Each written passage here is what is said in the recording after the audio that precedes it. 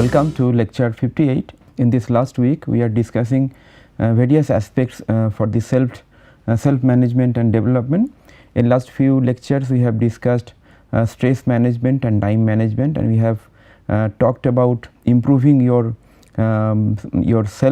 so that you can deliver more for your work. And today we are going to discuss few aspects of the good practices whichever is there and which have been documented in various forums and various publications.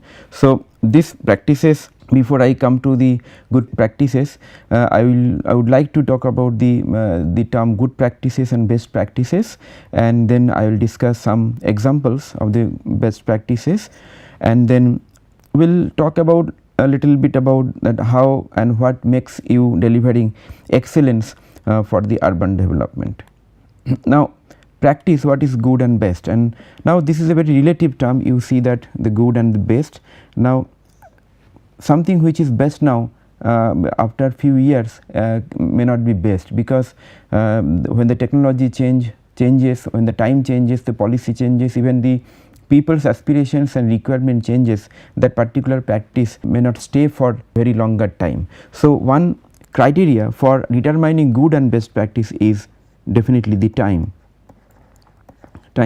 So, some practice which is good now or best now, that may not be good after few decades. So, time is one decider to make a good and best practice.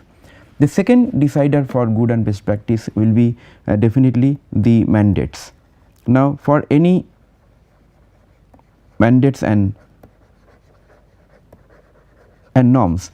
Now, the basic difference between mandates and norms are standardized prescription for making any urban infrastructure or governance, and mandates are the instruction given by the policy or the program. For example, in JNNURM or in Amrut mission, you have several mandates and reforms which are to be done by the urban local bodies. Now, if these mandates and norms are maintained in a project properly and with expected quality control is done, so we may consider that definitely it is a good practice, because executing an urban infrastructure project, an urban management project is not only the matter of money, it is the matter of money, time, the people, and integration of the social and political issues. So, therefore, maintaining mandates and the norms is definitely tends to a good practice.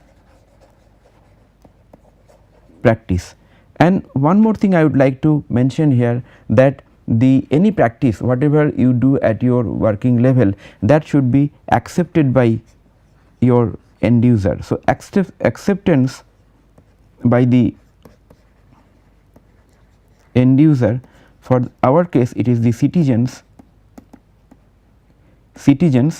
is another criteria for making any practice good. And another criteria for making a practice good or best definitely is the real improvement in service.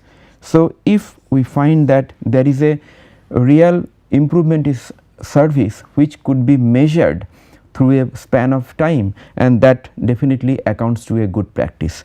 So, to brief, the compliance with the mandates and the norms, acceptance by the citizens and the end user, and the real improvement of the quality of the service or the quantity of the service which is measurable in a span of time is a criteria for the good practice. So, why I am discussing this? Because there is no concrete definition of a good practice and the best practice, but definitely after some time the good practice may not be that much good, because the people's acceptance and the requirement may change. So, that time we might have to change the level of service for the urban infrastructure. So, there are few practices or the work which even after few decades also remain good for the time for those time. So, those are called as a best practice, as we can understand. So, best practice is a practice which is best in course of time temporarily, and also which is best in the contemporary time, because it touches the mandates and the norms, it touches the acceptance of the end user, the citizens, and also it shows the real improvement in the service delivery in terms of the quantity and quality both. So, therefore, the good practice and best practice and therefore is identified like that. It is not a matter of subject which is based on my perception or anybody's perception about the good and best practice. A practice is measured always on the benchmark of the performance. So, that performance says that whether a practice is good or best. So, if it is a good for a long term, for few decades, which is tested for the time, definitely it is a best practice. Now, when the major urban reform and the program came in last 10-20 years, we have found that several practices in India was really good in terms of our socio-economic condition, and some of the good practices are documented also. So, I am going to show some of the good practices which is documented by the Government of India under National Institute of Urban Affairs. So, some good examples I will show. Some of the practices will be related to transportation,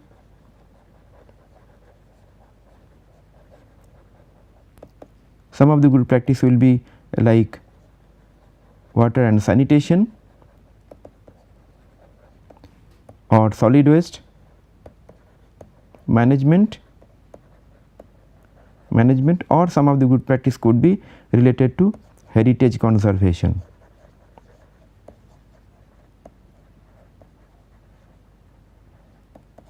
So, that I am going to speak about that, but very briefly so that you get some idea, and later on you can go into details. So, this is one good practice in urban transportation. You know that the intermediate transportation in India is a subject which is really not given much care in Indian cities, and especially the small and medium cities are most vulnerable in this regard. Any small and medium cities you go, you will find that small and medium cities are full of polluting vehicles like auto rickshaws and other intermediate public transport. Sometimes small buses are there or small public transports are there. Now, this case, this is a city of Alwar. You know, Alwar is a not a very big city, it is there in Rajasthan. So, what they did, they scrapped all the existing vehicles which were polluting and which was not giving a affordable and safer service to the citizen. So, through a community development, they brought a system of a new transportation which is Euro compliant, that means not less polluting, and which can accommodate 6 to 7 persons, and this is done with the loan from the private bank. So, there is no investment from the government, and it created lot of employment. As we took the information from the compilation from the best practices from NIUA, it is 3000 plus employment generated, and there is a gradual transformation from the earlier practice by the driver in continuing the polluting vehicles to the new practice of registering in the new vehicle and continuing that. So, this is the transformation which happened in a small city, and so this is a unique example of alternative and sustainable public transportation, because small and medium towns might not having a capacity to run a full course of MRTA system or BRTA system. So, this kind of approach and this kind of action which is contextually and locally tested as a sustainable mode of transportation is very good service and very good practice what we have seen. So, many other small cities and towns, you can think about it, you can visit this place and see, and definitely you can do something like that. Next, I would like to show in this regard another example. This is called Fazilika Eco Cab. Fazilika is a small town in Punjab. So, what they did, they thought that like getting rickshaws always may not be possible when you are not near the rickshaw stand. If you are in home or if you are in between two rickshaw stands, you may not get the rickshaws always. So, they tried to bring a system of dial up rickshaw service, so that you just dial or you give the information through online media and you will get a rickshaw in front of your doorstep. So, this is kind of a service which is given, which is created at a very small town called Fasilika. So, if a small town like Fasilika can do this kind of service, many others can do similar services, because the rickshaws, e-rickshaws and the auto rickshaws are one of the backbone of the Indian intermediate public transportation and the last mile connectivity in Indian cities. So, therefore, this is a very good practice, you can definitely refer this. Now, this is another very important case study. Non-revenue water is a very important subject in water supply distribution. Now, you know, if you are a technical person, you are an engineer, you know that when you design a water supply system, minimum 20% is the non-revenue water which you consider during a water supply distribution system, and many times these are unaccounted for, and the people who are paying for the water, sometimes they are overcharged because of this unaccounted for non-revenue water. So, in the city of Surat, the Surat Municipal Corporation, what they did, they made a separate cell of ANRW, that is non-revenue water, and that cell made a detailed study with all leakage and the possible loss in the distribution system, in the water distribution system, and after that they came out with a strategy to reduce the leakage, to reduce the wastage, etc. And it has definitely given them an advantage of getting much more water and also more revenue from the water, less number of wastage, less number of water leakage in the water supply system. So, that has been possible due to giving this as a very importance and priority, and creating a cell and making them enable to carry out the work. You can see in the picture that how they have carried out the work. I am not going into details, you can show from the guidelines or the publications I will share. So, this is how they have done this activity, this leakage mapping and leakage repairs, and the whole mapping of the leakage, so that they can identify the possible areas where the leakage and the losses are going on, and they can reduce that by using specific strategies. The next case is like another very important issue, which is the metering of the water supply system. When the JNNURM program came in 2004, you must be knowing that you are involved in the urban governance for last few years. So, you might have seen that the metering of the water supply is very difficult job for urban local bodies. Various concerns are there. One is there is a strong non-acceptance of metering and the eagerness to pay for water supply in all the citizens, common citizens in India, number one. Number two, the installation of the metering sometimes becomes a kind of a risky job, because sometimes it is stolen, sometimes it is altered. So many issues are involved in the metering. So, what the city of Bangalore, what they did the metering in such a way so that it can do the purpose through a bulk metering method. They installed it in a strategic location, so that they could have a vigilance on that, and they use the ICT applications so that they can capture the real time data, and they use that information from the meters and use the same for analysis and the decision making for further distribution and further supply of the water. So, that is the best part what they did. Instead of individual metering, they made bulk metering, number 1, number 2 in the strategic location, number 3 application and integration of the ICT application, and number 4 the using the real time data into further analysis and the policy formation. The next case study I will share is the city of Trichy. What they did a mechanism by which they could manage the community toilet by the community involvement. Now, whenever we do a public toilet, usually public toilets are outsourced to the private organizations or outsourced to NGO, but sometimes there is a possibility that it is not maintained because the private organizations are running and maybe vigilance is less from the municipal side. If it is given to the community, community can take care a lot, because community own that particular infrastructure. That is what is done by the Trichy through a community organizations and community based organizations. They have given the responsibility to the community, and that particular mechanism has earned a better maintenance of the community toilet, public toilets, and better hygiene and sanitation in the whole area. And not only that, it has brought up participation and the employment generation. So, this is a very good example of involving citizens and running a public infrastructure in a better way. So, it is a public people partnership you can see which is running in the city of Trichy. The next case study I would like to share, that it is in the city of Pune. It is a PPP project. In this project what they did, they made a partnership with another organization called Swachh, and through that partnership they tried to accumulate all the waste pickers in the city.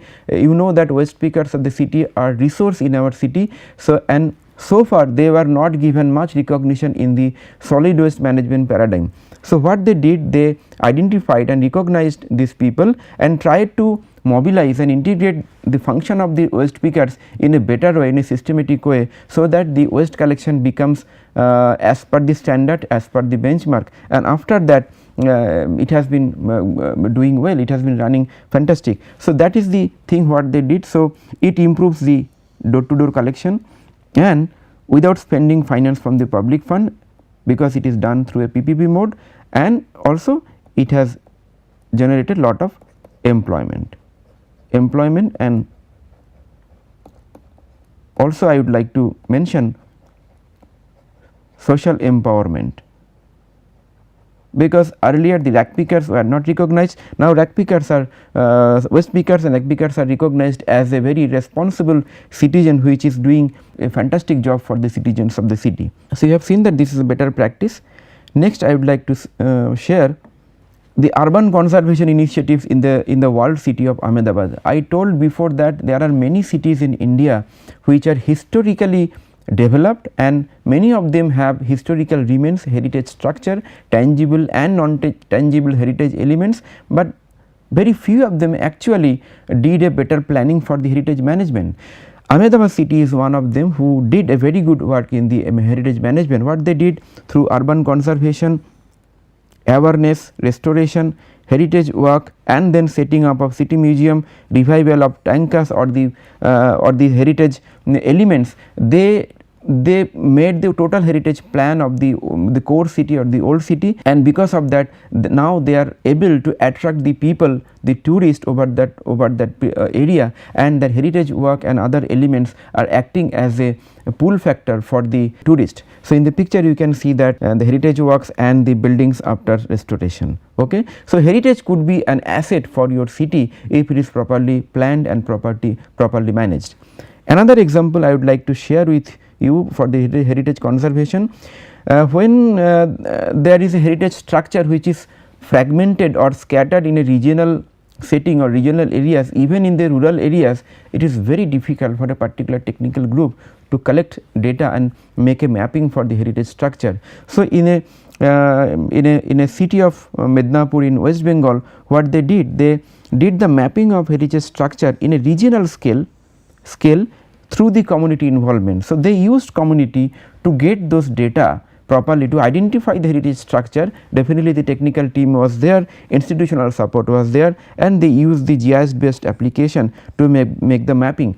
So, for any planning, once the mapping is done, it can definitely help for the better planning and better management. So, this is done through the involvement of the community, and community helped as a source of the wisdom, source of the information, source of the data, and source of the support and the engagement. So, in your area, if you have heritage structure in the city level or regional level, definitely you should involve the community so that you can get the success. So, these are few best practices I have shown from just few. There are many best practices. I would like to request all of you to go through the guidelines and the documented cases. I will share many more case studies in the reading materials so that you can understand that, and I would like to hear from you that what kind of practices you are doing at your urban local bodies or the development authorities, and what is, how it is distinct and different from the other practices. That will be very good if you can share all those practices in our online forum. So, having said that, let me come to the point about the excellence. Now, why the word excellence comes in the good and best practice?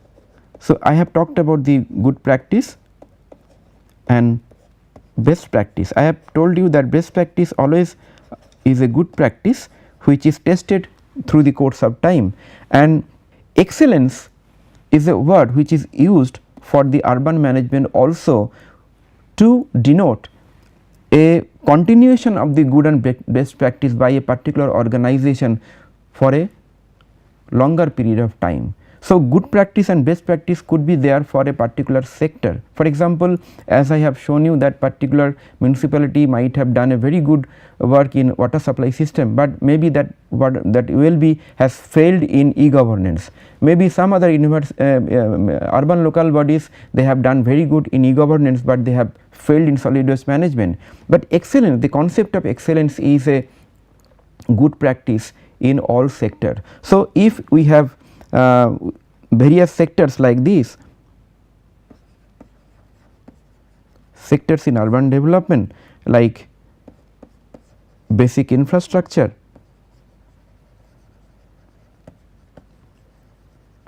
services, housing, livelihood,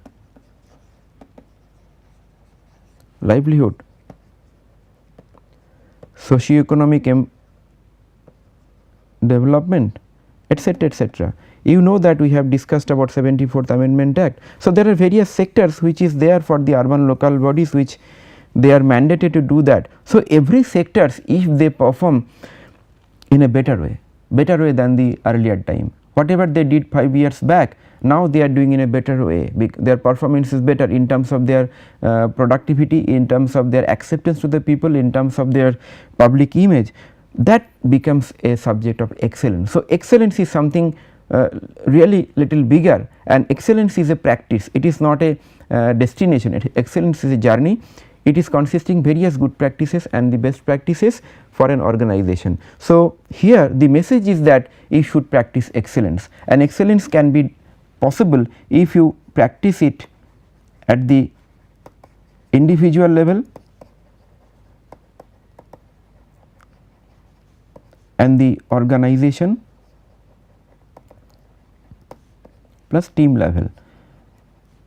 So, practicing excellence is very important in organizations, especially those are involved in urban management and urban governance. Now another word comes in the excellence is that after some time, when people are involved in the urban management and the urban governance, they are doing so many works and so involved, they do not have time to compare their work with the other works or what others are doing in the other part of the country or other part of the world. So, is it possible to compare your practice with others so that you can judge yourself whether you are doing right or not? So, that is also possible to bring a fairly better competitive environment in the practice of the urban management. So, those kind of references from the others practice in our own country and the international scenario is also possible, and that is also much more beneficial sometimes to deliver good and best practice. And the term we use for that excellence is reflective learning. So, in the next lecture we will discuss about how to bring excellence as a practice, as a habit in the organization and at the individual level to and how reflective learning can be used for bringing excellence. So, that is what will be the lecture module for the next lecture. So, with this I would like to conclude today's lecture. Today we have discussed various best practice and the good practices. We have told you that good practices definitely satisfies the mandates, norms, the public acceptance, the performance in terms of the service delivery, etc. But definitely the best practice is those which is not only good practice, which stays for the country, stays for the people for the long period of time, few decades, and it is accepted by the time. So, that is the best and good practice, and in reality you can bring this best and good practice for all the sector for all the time, and that becomes a subject of excellence, and you can definitely practice that. So, next lecture we are going to discuss reflective learning and the excellence in the organization. So, thank you very much for attending this lecture.